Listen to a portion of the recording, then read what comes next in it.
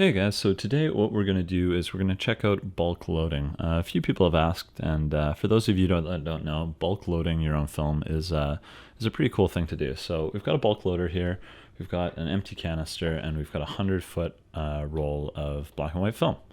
So the purpose of bulk loading is to one, save you money, because something like this, 100 feet of film, is cheaper if you buy it in bulk. And also another nice feature is you can roll your own canisters of a custom length. Like this is a super old canister here, and I want to test out a camera, so I'm gonna roll like a custom roll of about 5 shots into here. And then I don't have to waste a roll of 36. I can just develop the 5 exposures and see if the camera worked. Or you could even go to the other side and you could roll.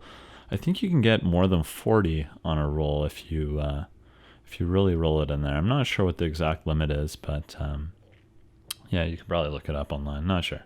So today, yeah, I'm gonna bulk load this guy. So. Bulk loader, let's take a look. There's a few different brands, but this one's an old Watson bulk loader, and it looks something like that. So bulk loaders, even though there's lots of different types, they're all going to more or less have the same features. They're going to have an area in which you can load the film, the bulk roll, so you can see this guy is going to go in here. And then they have an area for you to put the canister in, which is going to be here.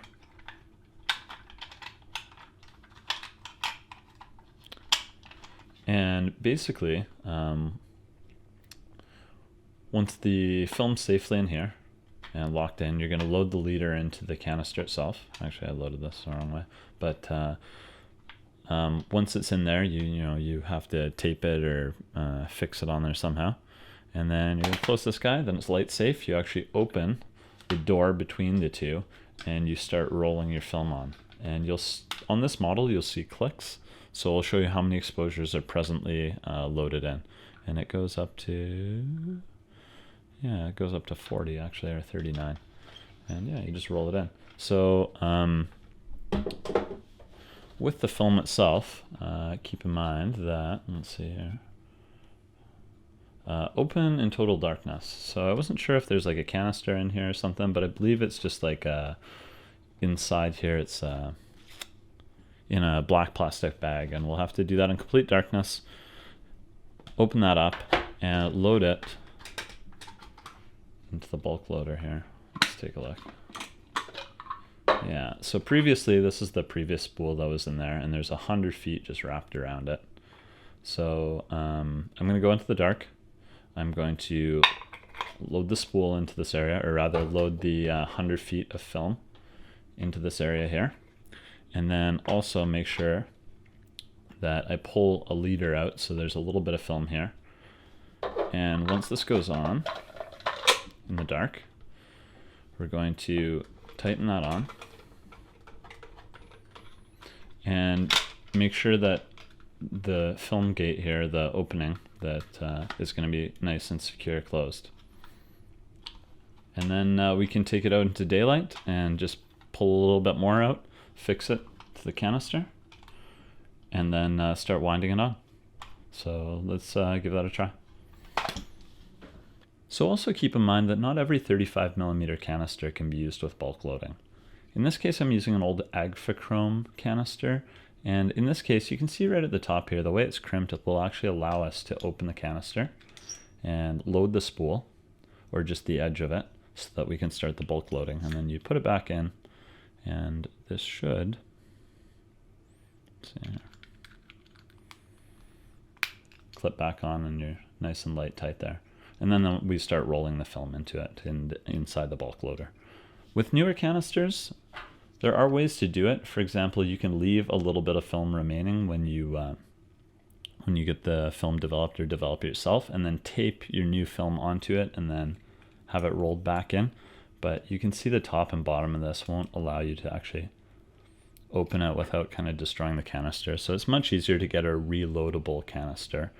And while this one's an old one, you can actually get purpose-made reloadable canisters, and that's probably your best bet. So yeah, let's open this guy up and yeah, load it up. So I just finished putting film in the bulk loader, and this is what I've got. You can see here that we've got the strip of film sticking out, but if you look carefully, you can see that the actual 100 feet of film is back in this section, and it's protected by this little film gate that's closed. When we put the film canister in and attach it, we're going to close this so it stays completely dark. Then we're going to lock it closed, and what that does is actually opens that film gate inside. So now you've got a totally dark environment here, and you can start taking up the unexposed film into the canister. So let's give that a try now. So now we need to attach the film from the bulk loader onto the spool. And this can be a little bit tricky. You just need to make sure it's aligned properly. And then you'll see actually that the film isn't quite long enough. Well, we can carefully pull out more and we'll still remain light safe.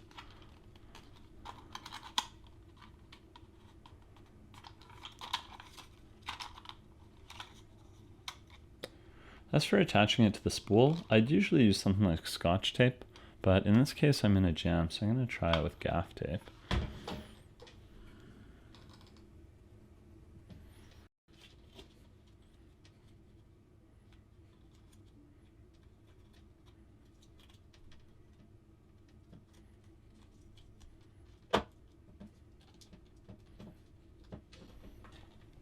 So that seems pretty secure.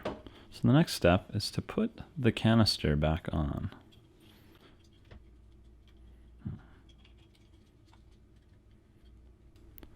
And the lid.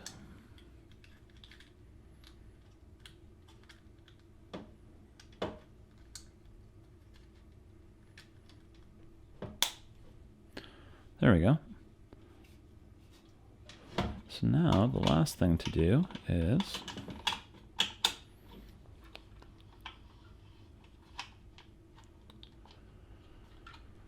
take a look here.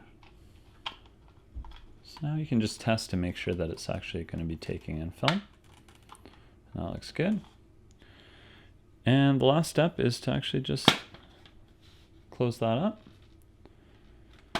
open the film gate, and start taking up the film. And in this case, every click is an exposure. So I'm going to play it safe, put about 12 exposures in there. And when you're ready, just remember you need to close that film gate.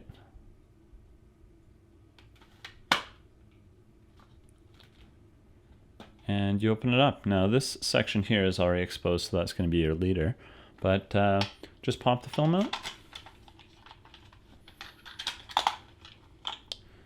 out. Snip it off here, and you've got yourself a roll of film. Thanks for watching.